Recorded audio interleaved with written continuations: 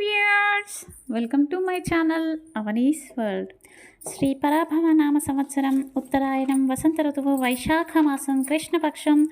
ఇప్పుడు త్రయోదశి గడియలు, రేవతి నక్షత్రం అండి. ఈరోజు జపించవలసిన మంత్రం ఓం ఘృణి సూర్యాయ నమః, ఓం ఘృణి సూర్యాయ నమః, ఓం ఘృణి సూర్యాయ నమః.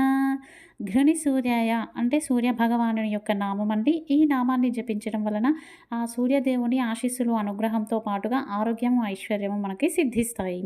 ఇక ఈరోజు మనము చెప్పుకోదగిన మన సంప్రదాయంలో భాగంగా మంచి సంప్రదాయం ఏంటి అంటే, మన ఇంట్లో ఆర్థికంగా అభివృద్ధి ఉండాలన్నా, ధన ప్రవాహం అనేది ఉండాలన్నా కూడా మీరు ఎక్కడైతే డబ్బుల్ని, నగలని దాచుకుంటారో, భద్రపరుచుకుంటారో ఆ బాక్స్లో ఒక ఇలాచీని, ఒక లవంగాన్ని వేసి ఉంచండి. సో ఇలా ఇలాచీలను, లవంగాలను వేసి ప్రతి 3 నెలలకు, 6 నెలలకు ఒకసారి చేంజ్ చేస్తూ ఉన్నట్లయితే ఆర్థికంగా అభివృద్ధి అనేది జరుగుతుంది. ఇక ఎవరైతే వ్యాపారవేత్తలు ఉంటారో వారు ప్రతిరోజు కూడా వచ్చిన డబ్బును రాత్రి ఇంటికి రాగానే భార్య చేతికి ఇవ్వండి. మరుసటి రోజు ఉదయం మీకు అవసరాల నిమిత్తం భార్య చేతి నుండి తీసుకోండి.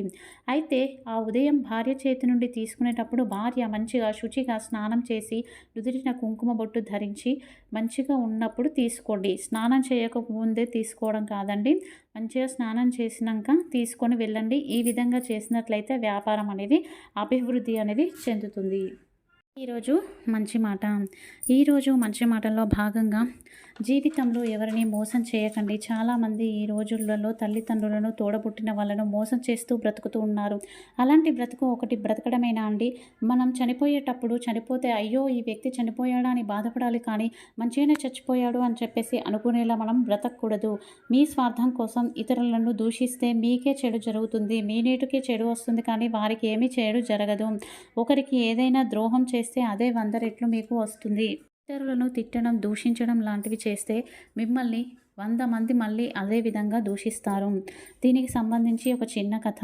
ఒక పక్షి ఒక తేనెటీగను వచ్చి అడుగుతుంది, మీరు ఎంతో కష్టపడి ఎన్నో పువ్వుల నుంచి మకరందాన్ని తీసుకుని వచ్చి తేనెగా తయారు చేసుకుంటూ ఉంటే ఆ తేనెను మనుషులు మీ దగ్గర నుంచి దొంగతనం చేస్తున్నారు, మీకు బాధ కలగట్లేదా అని చెప్పేసి అడుగుతుంది. దానికి తేనెటీగ ఎంతో నవ్వుతూ సమాధానం చెప్తూ, నిజమే, వారు మా దగ్గర తేనె దొంగతనం చేస్తున్నారు, కానీ దేన్ని దొంగతనం చేస్తున్నారు?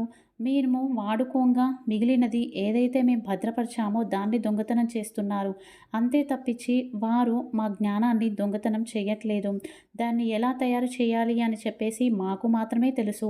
మేం తయారు చేసిన దాన్ని మాత్రమే వాళ్ళు దొంగతనం చేయగలరు, కానీ మా తయారీని వారు దొంగతనం చేయలేరు కదా అని చెప్పేసి తేనెటీగ గొప్పగా సమాధానం ఇస్తుంది. చూశారు కదండి, విద్య అనేది చాలా గొప్పది. దానికోసం పోరాడాలి, ఇంకా నేర్చుకోవాలి అన్న జిజ్ఞాస ఉండాలి, కష్టపడాలి. ఖచ్చితంగా మనకి విజయం అనేది వరిస్తుంది. ఈరోజు వాస్తు పరిష్కారంలో ఏ ఇంట్లో అయితే నార్త్ ఈస్ట్ కార్నర్లో బ్లాకేజెస్ కానీ, వెయిట్ కానీ, వాస్తు దోషం కానీ ఉంటుందో ఆ ఇంట్లో మగపిల్లలు ఎవరైతే ఉన్నారో వారు చెడు వ్యసనాలకు బానిస అవుతారు.